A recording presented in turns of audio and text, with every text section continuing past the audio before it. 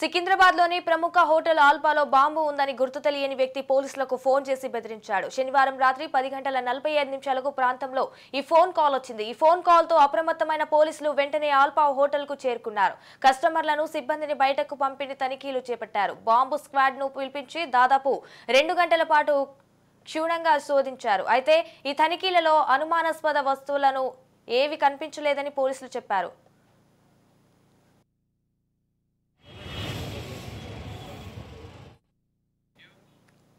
హోటల్లో ఎలాంటి పేలుడు పదార్థం లేదని ఎవరో అకాయతనంతో ఫోన్ చేసి ఉంటారని చెప్పారు. ఫోన్ చేసింది ఎవరని దర్యాప్తు చేయగా ఖమ్మం జిల్లాకు చెందిన వ్యక్తి అని తెలిసిందే. నిందితుడికి సంబంధించి పూర్తి వివరాలపై ఇంకా ఆరా తీస్తున్నట్లు పోలీసులు చెప్పారు.